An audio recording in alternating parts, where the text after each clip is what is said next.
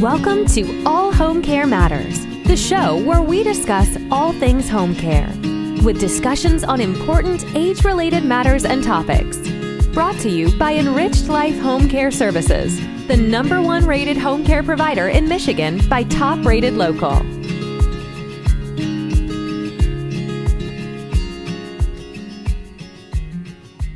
Hello, and welcome back to All Home Care Matters. If this is your first time visiting us here at the show, we want to say thank you for taking time out to be with us today. We appreciate how valuable everyone's time is, and that's why we try and make each episode here at All Home Care Matters something that will hopefully matter to you. Today, we are honored to welcome the founder of Reinvent Impossible, Beverley Glazer. Welcome, Beverley. My pleasure, Lance. It's my pleasure. Nice to meet you on Zoom. Yes. So Beverley, before we kind of get into the topic of how you maintain your life when you're a caregiver, why don't you explain for our viewers and listeners what Reinvent Impossible is and what it is that you do? Okay, well, first of all, I'm a therapist and I'm a coach. And I've been coaching for women over 50 who are going through all kinds of life transitions. And I've been doing this for over 30 years. And it's really to reinvent themselves. And what happens is around the age of 50 or so, you start saying, what's going on with my life? And maybe I can do more. Or maybe you've gone through a divorce, or maybe something has hit you, or you have a job change or something. And it's really about reinventing yourself and using your tools to just make you better. So I have coaching programs. People speak to me directly. I have other coaches as well. And it's basically programs so that women can get right back to who they really are, the essence that they've lost, and move them forward. And what I've done was during that period of life transition, during those years when you're wanting to thrive and reinvent yourself and change, you can really get hit on the head because life happens. Right. And we don't always get what we wish for. Sure. And we get stopped. And when we get stopped, we're often stopped because we're in that sandwich generation. Right. We and our parents, between our own fragility and everything else. So I got into helping women as caregivers, basically because I was in that same situation. Yeah. And I discovered that through this whole process, I was helping my mom, not intending to have to help my mom because she was the most capable person there was. But she became frail, particularly frail, when my dad died. And when she died, she wanted to take care of herself. But quite frankly, she really wasn't able to. And I was the only caregiver. And she fought me tooth and nail. And she was living her life in her 3-story house with osteoarthritis and osteoporosis and carrying on as if life was normal, and it certainly was not. And it was frightening for me. I was starting to bring her groceries. I could see her deterioration. I struggled with getting her to change. And I really thought, Lance, that I had ended up calling the emergency so many times she would fall, and yet she would fight. And she wouldn't change. The frustration that I had was experienced not only by me, but I noticed it was in my clients and my friends. And I was working through the process. I was in the healthcare system. I knew how to navigate those tools. And still, it was so hard for me. Yeah. And so what I was doing was, and it wasn't intentional, what I was doing was I took myself through a process to help my mother through her transitions and to help myself, and developed a program on those lines to help others as well, and tested it hundreds of times with my friends and my clients, and eureka, they got it. So from that frustrating experience, and negativity, it became joyous and it became meaningful. And I really do believe that we should all be able to experience that, regardless of what's going on with our loved ones. This is really a closure of their life, but it means so much more, and it's so enriching to our life as well. So it started with doing it for myself, but absolutely, it's wonderful to help others. And Oh, absolutely. Does that also tie into, because you are also the host of Aging with Purpose and Passion, the podcast, do you do a lot of topics on caregiving specifically, or is it more on just that midlife? I get into caregiving, I get into midlife, of course, because it's all part of it. Right. Most of us don't expect to be caregivers. It's we fall into this. Right. We don't even think we are. It's like, I'm a daughter, this is what I do. I'm the only one in town, so this is what I do. It's not I am a caregiver. It's like I end up doing this. And what happens is, as you're caring for someone else, you lose your own identity too, because there's only so many hours in a day. Right. And I've seen clients with all the best intention stopping their jobs, taking care full time of their parent with Alzheimer's. And then afterwards, yes, this woman wanted to go back to work and couldn't do that because now her husband was having problems and now she's caregiving for him. And in the process, the family, she's lost touch with her daughters. They have resentment. So there's all this kind of interaction that goes on in the family dynamics. It's not just, that you are a caregiver, because you can't just slot yourself. You're a person and you're doing so many things. And Right. this is where the balance comes in. So yes, aging with purpose and passion is exactly about aging with purpose and passion. Well, and you touched on something with, with siblings and things, and usually we find that there's one sibling that really becomes the main primary caregiver, care provider, if you will.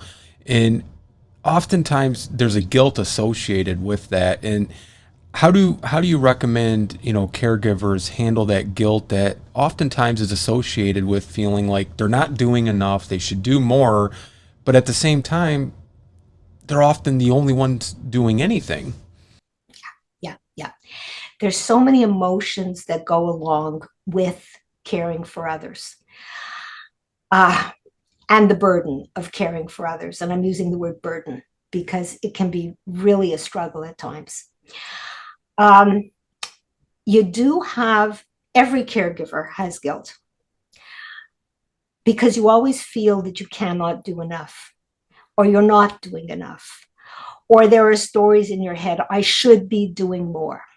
Okay. We have to acknowledge that we are human. And I believe I sent you a link. It's actually Coping with Caregiving. It's a quiz, okay, where you can look at your own personality style. This is important. We're all people and we all have different personalities, but we always think of the saint. I should be that character, the person that's really helping unconditionally, the person that doesn't express their opinions, the person that has to just continue to slave. And that's where the guilt comes in, because you cannot be that. Nobody can be that. And if you're trying to be the saint and you are somebody at a distance, you're going to have terrible guilt with not being that saint. So you have to know where you are in the whole process. Who are you? How much can you do? Accept that you can only do so much. Right. And that, I think, is the most important thing. You have to know yourself. And, the person that you're caring for, they can be very, very difficult.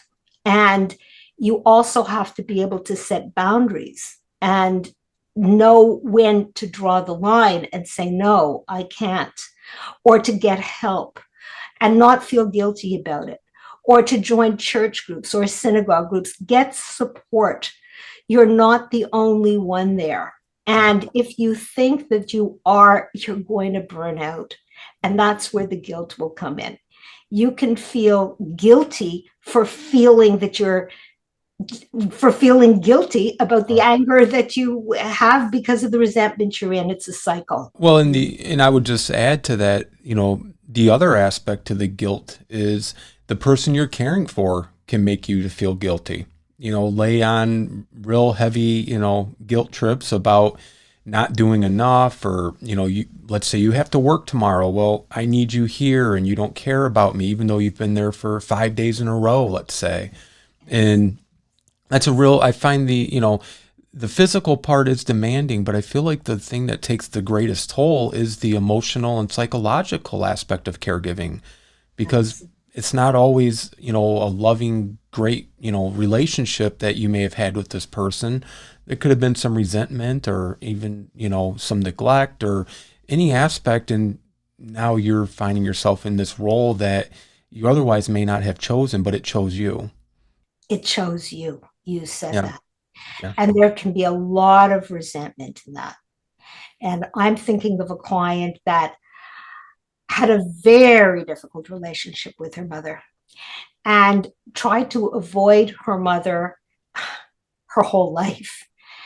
And then what happened was her mother ended up in the nursing home, and she was the only one that had to take care of her. She was an only child, and she resented that terribly. And her mother was, I don't have to tell you, a miserable person. But as she got dementia and started to go through the different stages of dementia, she was able to look at her differently. Mm-hmm. And as we were working with her to relieve her own guilt, she also had to look at herself. And the person who may be going through dementia is not the person that she knew, but she could now become the caregiver and start to see her mother for almost the person she wanted her to be. Yeah. Because there were many different stages and they're not all terrible, and if you just try to understand that it's the person as well as yourself, and you have to be able to understand yourself and to let go of an awful lot of anger, a lot of resentment, because life changes and people do change. Absolutely. Well, and another aspect that goes along with the guilt is, and we just mentioned about, the person, if they're there 5 days in a row and now the person's, giving them a guilt trip about having to go to work. As a caregiver, how do you suggest or recommend that they are still able to maintain their personal lives? It's not even a recommendation, Lance. It's a must. Okay. And the way to do it is, if you are caregiving 24/7 and you don't set balance, like anything else, you become off balance. And balance doesn't mean that you have to, be this perfect person. It does mean, though, that you can have burnout if you're off balance. And if you were exhausted, you can't come more than 5 days, you've been doing your absolute best, then you have to really say, no, this is my day, and get someone else to fill in. Let that other person understand, even though they may not.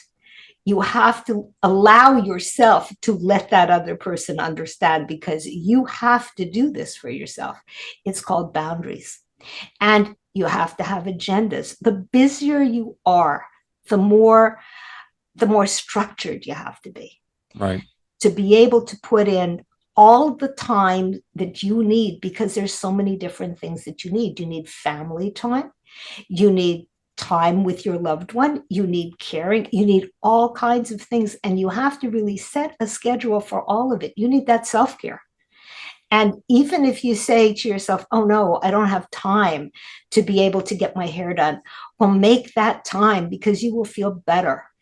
And if you're not feeling better or taking care of yourself, what happens is you become miserable. And would you like a miserable person to take care of you?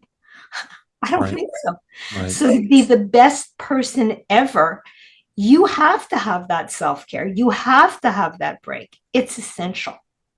Well, and Beverly, so, dealing with these wide range of emotions, and it's not, I do want to emphasize too, because I'm always hesitant to talk too negatively or focus too much on the negatives of when you're caregiving for a loved one, because if a person finds himself in that place down the road, I don't want them to, walk away from it because they have this, connotation that it's all bad and doom and gloom. There's a lot of wonderful, rewarding memories that you're making, and there's a lot of wonderful aspects of it.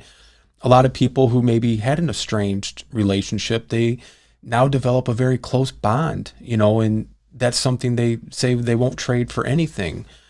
But there are emotions that come into it. And so, the good emotions are the positive sides, but then you have the negative emotions like, anger and frustration and, any other negative feelings that may come along. How do you handle those emotions and kind of deal with them in a positive, constructive way, and also not take it out on yourself or on the person you're caring for? Right. I go back to balance. Okay. If you do have that balance, you don't automatically go into the emotion. Mm-hmm. You can stop. You can say, where is this coming from? Is this coming from me, or is it coming from them? Is it their medication, perhaps? Is it the problems that they're going through? Are they in pain? Is this what's really happening? We immediately take offense to what somebody says, and then we react. Well, I know that when you're taking care of anybody, or you're even not even taking care of you, you're just having a normal relationship with somebody. If you're in a bad mood, boing, you're going to flash right back. You're going to hit. Okay. That's just what people do. But if you are in a calmer sense, no matter what you are, whatever the situation, you just kind of slow down and you look at that reaction and you say, where's it coming from? So you can have the anger that you have for yourself for not being a good caregiver. You can be angry at the person for even getting sick. There's so many different feelings that you have. You could be angry at your siblings because they're not helping out.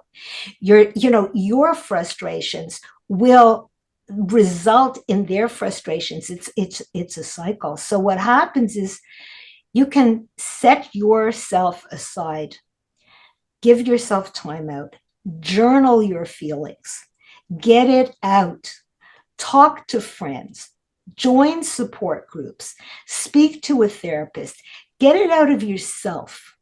Because if you're going only into a situation that's a constant, you will burn out. You will be a bad caregiver. So yes, there's some wonderful, wonderful experiences you can have in the caregiving situation, but they're not all good. Right. But we can balance them and we can work with them so that we can have joy, so there can be laughter. And sometimes it can be very, very sad. And there's nothing wrong with that too. Crying, holding hands, all this is human emotion. And, we're people and we should not fight these emotions. We should understand ourselves, but also understand others and, separate the person that you knew from before from the person that you're caregiving now. And that often causes a conflict because we can look at our friends and let's say it's your husband that you're caring for and they're going on a cruise and here you are taking care of your loved one and you're saying, well, look at my life, and you're angry at that person because of it. But is it your life? No, it's not. This is just a situation. And you look back and you should look back positively. And I'm using the word should because not all of us do.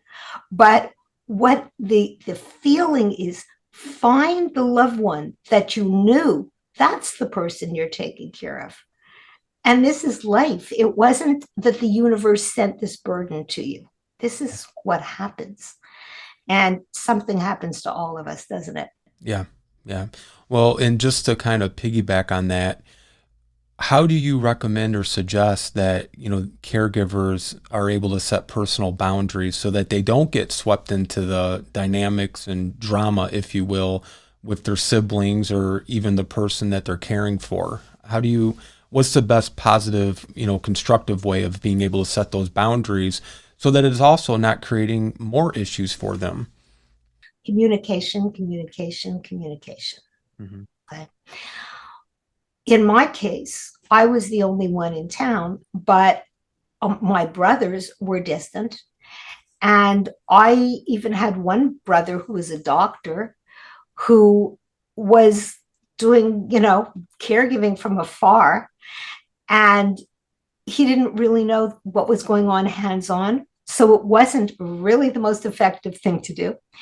But it's understandable that everybody may want to help in their own way or feel guilty that they're not doing enough. So what you have to do is talk, have meetings. You can actually say, and particularly now on Zoom, on phone, on FaceTime, on anything, where you meet once a week and you say, this is what's going on. And then how can you help? And how can you help?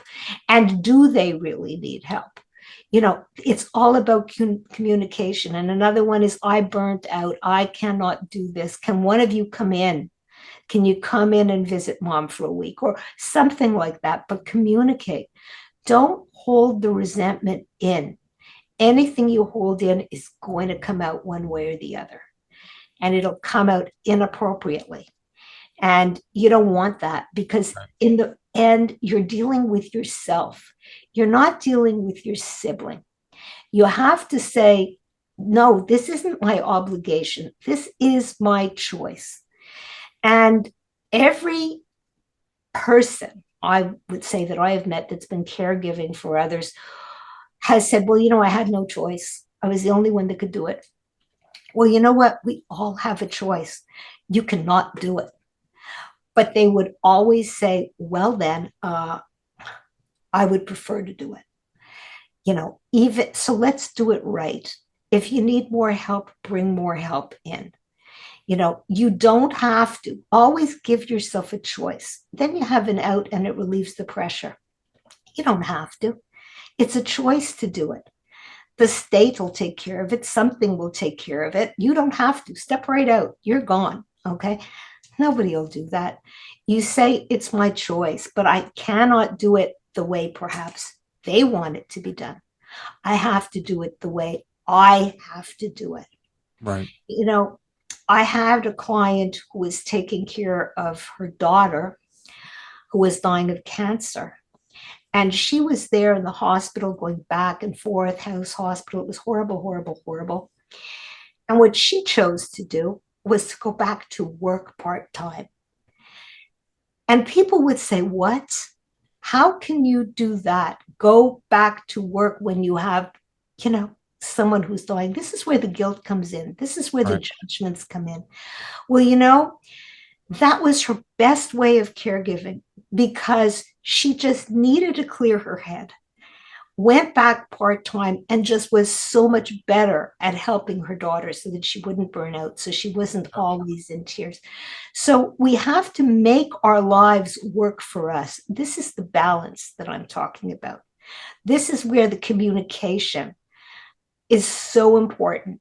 So talk to siblings, talk to social workers, talk to people in the caregiving industry. There's so much information online. Get as much as you need and get the support. Make your life as positive as possible, no matter what life throws at you. Yeah.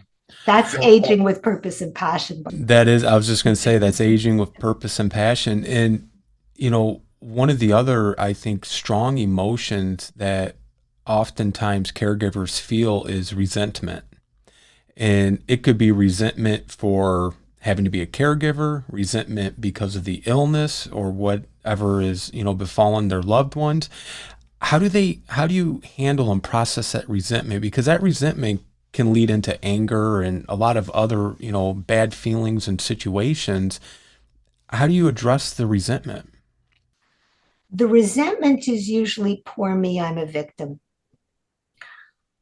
What always has to be, this is why I've said choice. When we feel we're a victim, then we're angry and we feel powerless. We always have a choice. If you are resentful, don't be resentful. Find a way to make it better. What is going to be better? Now, you may say, well, this is my husband. The best thing I should do is leave him.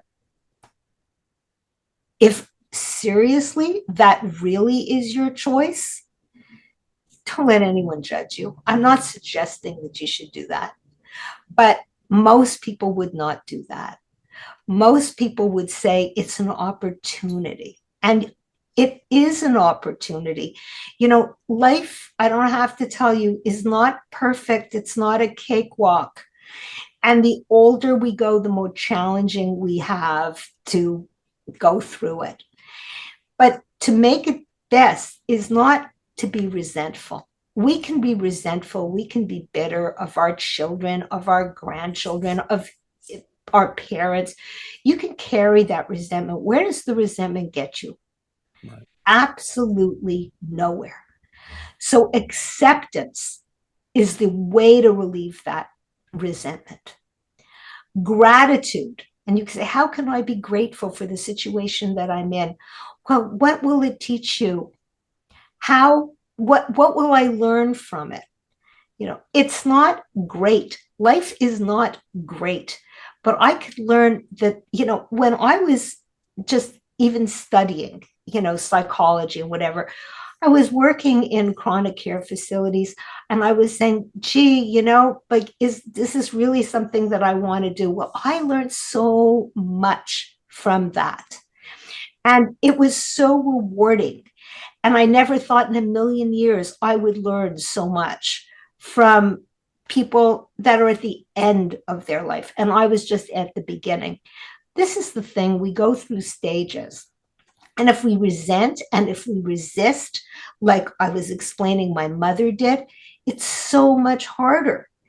But as soon as my mother let go and I was able to get her through the stages of just allowing the process, she became the most wonderful person, the person that I knew. And this is all of us. When we stop resenting, when we stop resisting, when we stop holding on to goodness knows what we're holding on to, it's like, it's okay. You're at peace. And so, yes, allow the process. Don't resent. Resent what? Are you comparing yourself to others? Right. Don't. This is your life. Make it the best. That's how you have to look at resentment. There's nothing to resent. It just is. Yeah. Well, I know for us, with our professional positions, we encounter a lot of families, and probably the number one or number two biggest issue that they come to us with is, how do I get the keys away from my mom or my dad or my spouse in some cases? And how do I know when it's time to leave the house? Meaning their mom or their dad or both of their parents. How do you recommend that they address and go into those situations? What's the best approach, and do you have any suggestions for that? Yes. Everybody wants to hold on. Nobody wants to let go. And so I'm going back to choice also. You're dealing with someone who's an adult. You know how important it was to get those keys to the car. I'm a person, right? Now you're taking that away. Now it depends on the person. Now, what I was saying was, in my mother's case, holding on to everything. So keys would be an absolute no. Fortunately, she didn't drive. The fact was, there are other, you can tell them 1,000 times. You can scream, you can yell, but the main thing is to have respect. Yeah. And to explain that perhaps this isn't good. And I've heard of people actually going to the doctors with them for eye appointments and, just kind of strategizing, and let the doctor say, that you cannot drive. And so let them be angry at the doctor, get other people involved, but do it with love and respect. Yeah. And it's the same thing, though, with the house or anything else. This is a letting go process, and they may not want to let go, and some people will not let go. And as long as they have their faculties, that's their choice. Right, right. And I would agree with you on the driving. Our recommendation is always talk to your parents' physician, let them know what the situation is, and they have no problem being the bad guy. If you're the bad guy, you have to deal with it for every day going forward. And that will lead to, conflict and resentment and a lot of frustration and anger. Let the doctor handle that. Because truthfully, a child, they could tell their parent you're not driving anymore, but there's nothing technically there to stop them from being able to drive. If a doctor does it, then they're prohibited from driving. And, it's a tough decision. Like you said, I mean, that's a big sign of our independence, being able to go and come as we please and not relying on other people for that transportation. Absolutely. And you can also bring in social workers to get Yeah. a third party, to give the information and then step out of it Right. and always refer back to what the professional has said. And that way you're giving them the respect. Also give them many different alternatives, places to live. Let them choose which they think is best for them. Don't say, look, mom, this is good for you. Right. It's really about respect. And choices, letting them feel like they still have a voice. And I'm very big on that, respecting their independence as much as possible. If it's a safe choice, of course. But yeah, I think, involving them, including them as much as possible, I think is just really important. Now we've talked a lot about some of the downsides or, negative sides that can come along with caregiving, and they're not always the case.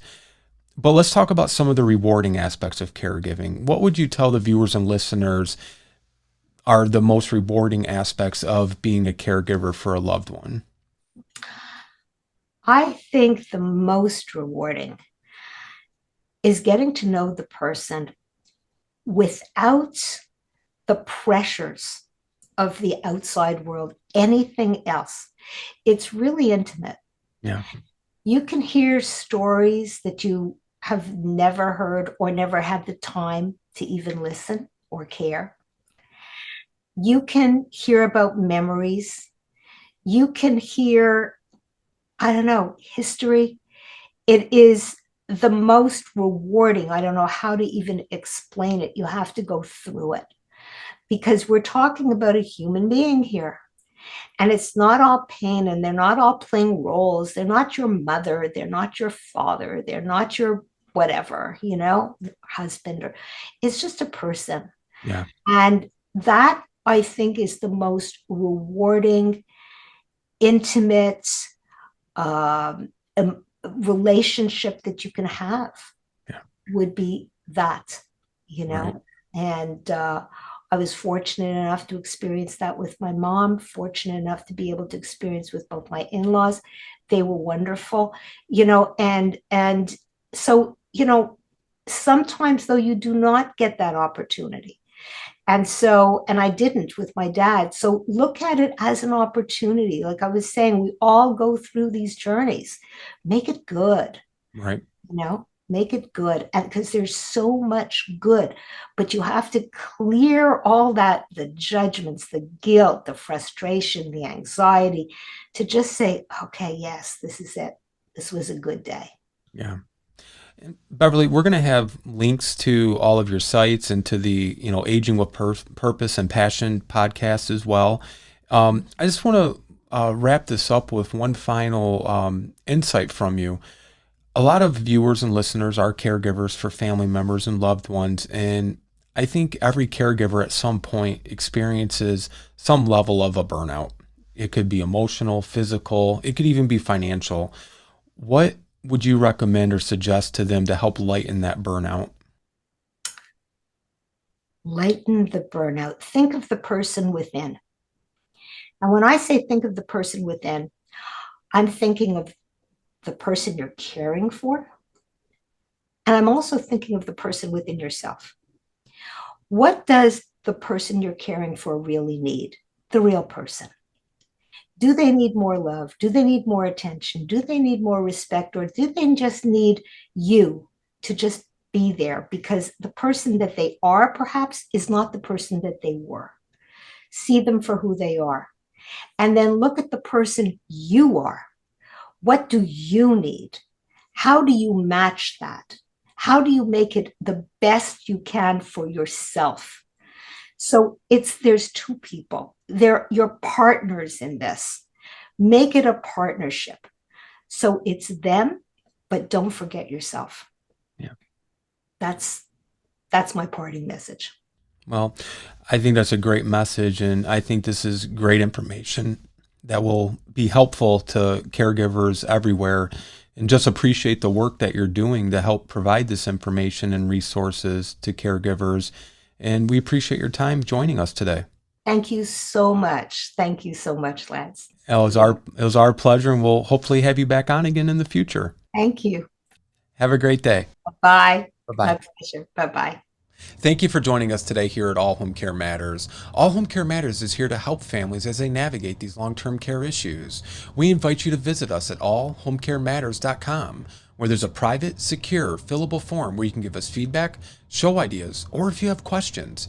Every form is read and responded to. And remember, you can listen to the show on any of your favorite podcast streaming platforms or watch the show on our official YouTube channel. Just make sure to hit that subscribe button so that you never miss an episode. We'd also like to say thank you again to Beverley Glazer for joining us today. Thank you so much, and we look forward to seeing you next time here at All Home Care Matters. Thank you for joining us today. We look forward to you joining us again on another episode of All Home Care Matters. To learn more about the show and to connect with us, visit us at allhomecarematters.com.